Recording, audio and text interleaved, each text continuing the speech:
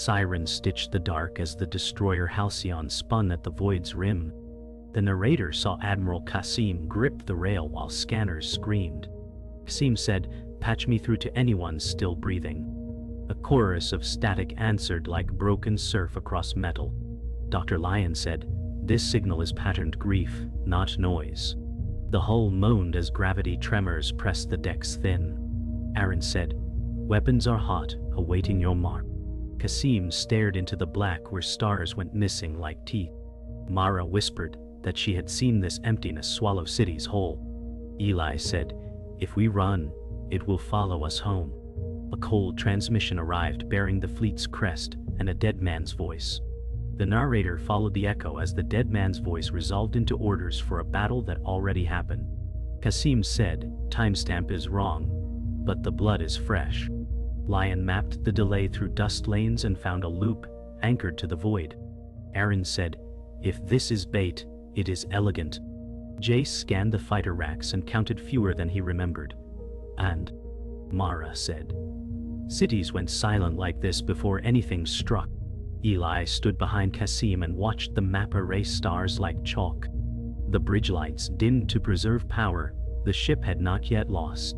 Kassim said, "We hold the line until truth appears or kills us." The crew answered with hands, not cheers, and the void breathed. The narrator marked the first tremor as the Halcyon tasted the edge of an unseen tide. Lian said, "Field shear approaching, brace conduits." Arin said, "I can paint targets I cannot see." Kassim lowered his voice, so fear would have no room to grow. Eli said, "If it erases stars, can it erase us?" Jace toggled a ritual switch, like a prayer to old machines. Mara said, "Tie power to the dorsal grid, or we lose air." The ship creaked, not old, but burdened by memory. Kassim said, "Record everything. The dead deserve witnesses." The tremor passed, and the lights steadied like a final breath withheld. A shard of calm opened as the transmission repeated with a new note, like sorrow learning to speak. Lian said, "There is a signature that predates our charts." Kassim felt history tilt, as if a door had been found in a sealed room. Arin said, "Someone wants us to believe they command the dark." Jace watched fuel numbers slip like sand through fingers. Mara said, "Loops lure hunger by promising pattern." Eli asked if heroes ever recognized the moment they became one. Kassim said, "No one becomes anything alone." The narrator counted breaths, and the ship answered with patient metal. The loop fractured into coordinates pointing to a graveyard of ships beyond lawful maps. Kassim said, "Plot us to the margin and hold fast." Lian layered star ages and found youth where elders should be. Arin said, "Rules fail where hunger writes them." Jace requested launch authority with a voice that hid a plea. Mara said, "We can outrun fear faster than truth, but not for long." Eli stepped closer and asked where home ends. Kassim said, "Where we choose to stand." The narrator saw the crew claim the moment as theirs, and the void listened. The narrator described Admiral Kassim, seated in his quarters as shadows of past battles flickered across steel walls. Kassim whispered that his orders had once buried lives rather than saved them. He stared at a cracked photo of a lost crew, and the silence pressed deeper than alarms. Dr. Lian entered, speaking softly that regret carves only scars when left untended. Kassim clenched the frame until glass bit his palm and said, "Pain is the only language memory respects." She told him that guilt is not proof of weakness but proof of care. Kassim looked to the void beyond his window and said, "I fear I will fail them again." The narrator felt the ship hold its breath as if listening for absolution. The narrator followed Dr. Lian, guiding Kassim into the observatory where nebulae burned in silence. "Wow," she said, "truth is carried not in orders, but in choices kept." Kassim leaned heavy against the railing as if gravity had doubled. He admitted the void mirrors his own fractures. Lian said stars do not vanish, they only wait for patient eyes. Kassim replied that patience costs lives when commands falter. She pressed her palm to the glass and said, "Fear does not vanish with waiting but with standing. He closed his eyes and said, "If I fall, will they rise?" She answered softly that belief is not in him alone, but in the fleet that still breathes. The narrator saw the stars pulse as if agreeing. The narrator described Kassim walking back onto the bridge, carrying weight yet holding straighter posture. Commander Arin watched him closely and said the crew awaits a word, not silence. Kassim spoke that no void is larger than their will to fight. Eli's eyes widened and he said, "Then we still have a chance." Mara exhaled sharply and said, "Machines follow hearts stronger than circuits." JC's voice cut through, that pilots would fly through hell if Kassim named it hope. Kassim nodded and ordered them to ready all wings and reinforce the line. The narrator felt the deck hum as courage replaced hesitation and silence turned to steel. The narrator revealed shadows lengthening in the corridor as two crew whispered outside, sealed doors. Commander Arin stepped near and caught fragments of talk about orders sent to the enemy. He narrowed his gaze and pressed ear to steel, but the whispers faded. Arin returned to the bridge and told Kassim he sensed disloyalty gnawing from within. "Kassim," said silence, "is dangerous when it comes from trusted throats." Mara frowned and said betrayal poisons faster than broken machines. "Lian," said truth will surface if they remain observant. Eli asked who among them could dare to fracture the line. Kassim answered coldly that they would soon learn whether loyalty is a shield or a mask. The narrator entered the War Council chamber as the survivor. Jace placed worn data logs on the table. He said, "I saw cities consumed, and it began with this pattern." His hands trembled as images of ruined colonies flickered. Mara whispered she had dreamt of those same echoes.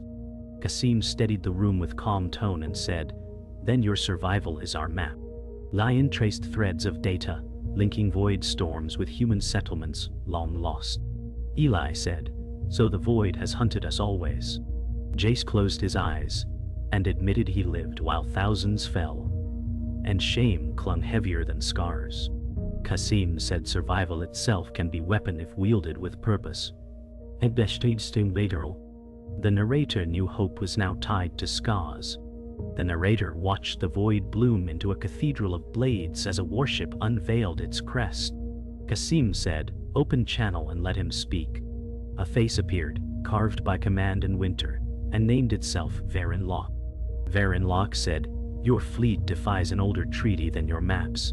Lian traced hidden sigils and murmured that his crest carried pre-human math. Arin said, "He wears law like armor and hunger like perfume." Jace breathed once and said he had chased that silhouette through wreckage. Mara gripped a railing and said machines dislike liars more than storms. Eli asked if a voice can erase worlds by choosing the right word. Varyn Locke said, "Return to your fireside and live small." Kassim said, "We stand between breath and the grave, and we choose breath." The channel cut, leaving the bridge lit by a colder star. The narrator followed Jace to the flight shrine where old helmets rested like candles. Jace said, "I left someone on a runway that never cooled." He touched a scar in the paint, and the room remembered his voice. Kassim entered and said, "Past debts cannot steer present hands." Jace laughed once without joy and said guilt flies faster than fuel. Lian appeared at the door and said, "Memory becomes map only when shared." Jace said, "If I fall again, let it be on purpose." Kassim placed a token in Jace's palm and said, "Pilots do not die when their names keep flying." Mara's shadow paused and then moved on. Eli whispered from the hall that heroes are built from broken metal. Jace said, "Then bolt me back together for one more run." The shrine light hummed like a patient engine. The narrator slipped through maintenance shadows where voices sharpened to whispers. Rhea Soren said, "He will move the fleet at dawn, and the gate will open." A second voice replied that rewards favor the first to betray. Rhea said, "I only want a future where I am not small." The conduit thrummed like a held breath as Arin stepped from darkness. Arin said, "Small knives still cut flags." The whispers scattered, leaving only the echo of shoes. Arin radioed that rot had a name, and he would bring it to light. Kassim answered that proof must outlive rage. Lian said, "Follow the energy signatures. Greed always leaves a receipt." Eli listened, and learned how trust sounds when it bleeds. The ship adjusted power as if bracing for a confession. The narrator found a hidden channel breathing through the static like a patient tide. Naira Celine said, "Your maps end where mine begin." Kassim kept his voice level and asked for the cost. "Naira," said, "the cost is truth carried in both hands." Lian triangulated the signal and drew a sigil that matched Varyn's crest. Naira said, "The void is not a thing but a wound we share." Mara whispered that wounds can be sutured if heat is right. Eli asked who taught her to speak like storms. Naira said, "I was born where stars refuse to die." Kassim said, "Guide us to the edge, and we will take the step." The channel dimmed, leaving a breadcrumb of coordinates. The bridge lights warmed as if dawn had found a way into steel. The narrator heard Eli ask for a quiet room, and truth no one had time to hold. Eli said, "The pattern in the dead signal matches the lullabies from my colony." The room paused, as if the ship leaned closer. "Lian," said, "the cadence could be a key disguised as comfort." Kassim asked what the key might open. Eli said, "A door that only answers children and cowards." Mara smiled without humor and said, "Bravery sometimes wears both names." Arin said, "The enemy harvests trust the way storms harvest sails." Jace placed a hand on Eli's shoulder and said, "Flight needs faith to leave the ground." Kassim said, "Then we will tune our shields to that cadence." The narrator felt the Halcyon adjust her heart and hum a new song. Outside, the void listened like a hunter considering mercy. The narrator described how the Halcyon surged forward, its hull shivering as the void erupted in fire. Kassim barked for squadrons to deploy, and Jace answered with a roar of engines. Arin said, "Contacts inbound." Unseen but deadly. Lian shouted, readings collapsing faster than she could measure. Mara anchored power through screaming conduits, and sparks licked her arms. Eli whispered, "I can hear their song in the static." Kassim told him to record every tone, even fear. The fleet's formation staggered as enemy fire bent space like mirrors cracking. Jace said, "We fly blind, but we fly." Kassim clenched the armrest and ordered all guns alive. The narrator felt the galaxy hold still as battle began. The narrator lingered as wreckage spun outside and alarms cried. Kassim said, "Report casualties." Lian answered, "Entire decks silenced." Mara gritted teeth and said engines drank their last reserves. Arin's voice cracked, but he confirmed weapons half blind. Jace muttered that pilots fell like sparks into nothing. Eli stared hollow-eyed and whispered that stars were being eaten alive. Kassim closed his eyes, feeling command like a coffin nail. He stood and said, "Loss does not end us, it defines us." Lian whispered, "Hope burns brighter when surrounded by ash." The narrator marked that moment when despair sharpened into a blade. The narrator watched as Dr. Lian placed her hand on Kassim's shoulder and whispered truths. She said, "Survival is not enough without meaning." Kassim admitted guilt has eaten him longer than war. Arin leaned forward and said they needed his certainty, not silence. Mara urged that courage flows faster than power lines. Eli whispered that he believed in Kassim more than stars. Jace added that broken pilots still fly if led. Kassim inhaled, squaring his shoulders as the void trembled. He said, "Then I lead not as a ghost, but as a man who still stands." The bridge steadied under his words. The narrator followed Arin, tracing sabotage in the system's veins. Power cells ruptured not from battle but betrayal. Kassim snarled that trust broken mid-fire was deadliest. Arin said, Rhea planted rot in our core. Mara struck the panel and cursed the treachery. Lian said betrayal often begins with hunger for more than survival. Jace growled that traitors kill more than enemies. Eli whispered she wanted not to be small. Kassim ordered pursuit, but proof must come with chains. The ship trembled again as flames cut another deck. The narrator noted loyalty cracked like glass. The narrator described Kassim staring at a vault of records hidden behind sealed codes. Lian broke encryption and old histories poured out. She said the void was seeded by human hands long ago. Kassim felt truth slice through marrow. Mara whispered that ghosts of ancestors now hunted children. Jace closed his eyes and said humanity created its own predator. Arin said, "Then our enemy wears our reflection." Eli whispered that lullabies were keys left behind by makers. Kassim said, "We fight not strangers but our sins, and we must win." The narrator felt history crack and bleed into the present. The narrator watched the enemy fleet form a crown around the graveyard of ships as Varyn Locke's voice poured like ice. Varyn Locke said, "I offer an armistice written in truth you fear." Kassim said, "Truth does not beg for witnesses." Locke unveiled records showing founders forging the void as a weapon and losing control. Lian said, "The math matches our archives, but motive is poison." Arin said, "He sells guilt to buy surrender." Jace whispered that a pretty lie often wears a true face. Mara said, "If we kneel now, we rise as chains." Eli asked whether forgiveness can shield a city. Locke said, "Lay down your arms and inherit safety."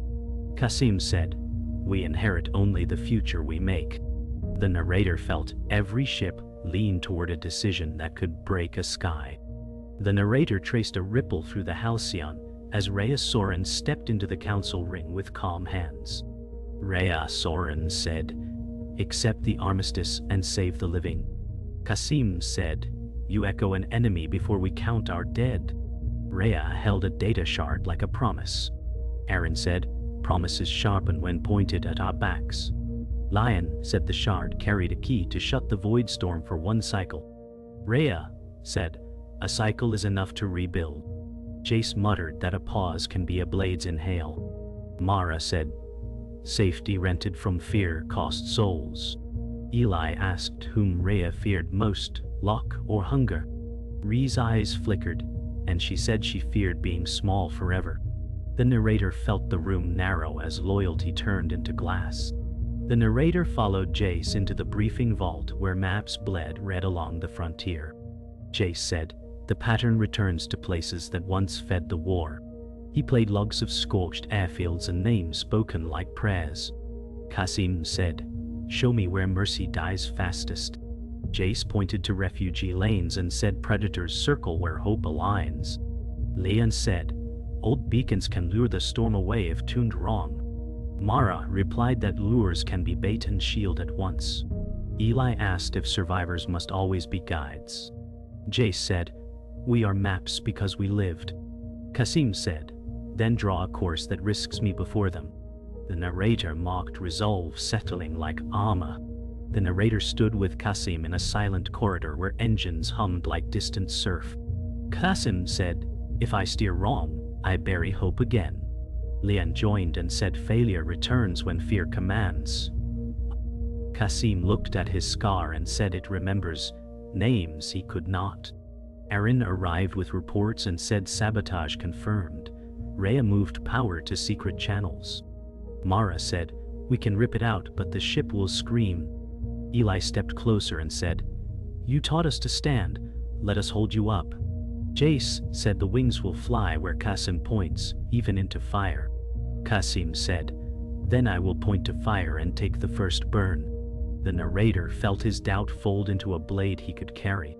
The narrator gathered the crew in the navigation dome where stars hung like held breath. Eli said, "The lullaby can mask our signatures if sung by many." Lian tested the cadence and the board steadied. Kassim said, "We will weave this song through every hull."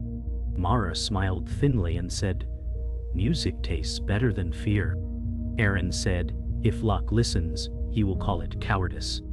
Jace laughed once and said, he has flown on thinner faith. Rhea stood at the threshold and said, choose safety and lie. Kassim said, we choose courage and become alive. Eli began the count, and the crew answered with a harmony that trembled the steel. The narrator heard the void hesitate as hope changed its key. The narrator described the Halcyon shuddering as Kassim summoned the fleet into tight formation. Kassim said, every ship still breathing rallies here. Jace's wings flared across the void like sparks caught in wind. Lian, said the harmonic mask held but edges frayed with strain. Arin barked vectors while sweat streaked his face. Mara reinforced conduits until her gloves smoked. Eli whispered, the song grows louder. I can feel it. Kassim said, then let it carry us into the storm. Varyn Locke's fleet circled like wolves, shadows blotting stars. The Halcyon's crew stood silent, fear turning to steel. The narrator felt unity harden into a shield brighter than fire. The narrator saw Jace's squadron peel away in a blaze of engines. Jace said, this is the run that writes my name.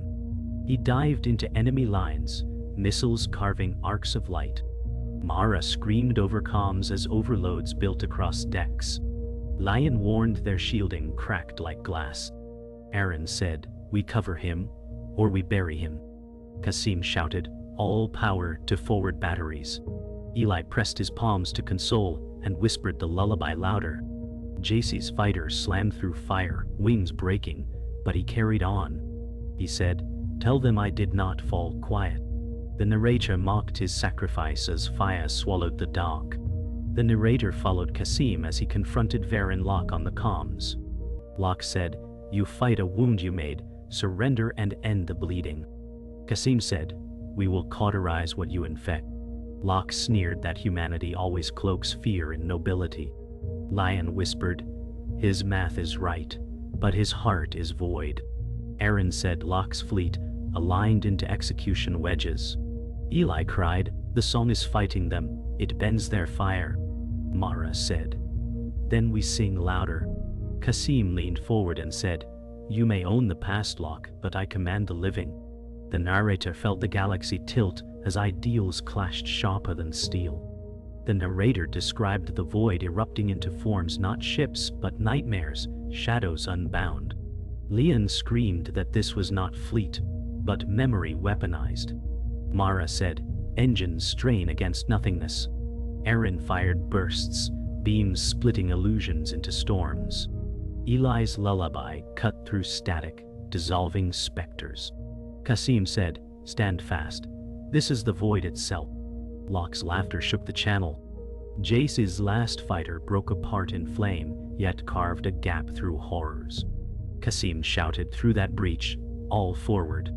The Halcyon surged into black uncharted. The narrator felt terror bow only to defiance. The narrator marked the moment when Nira Selen's signal cut through fire. Nira said, the wound can be sealed only with your voice woven through mine.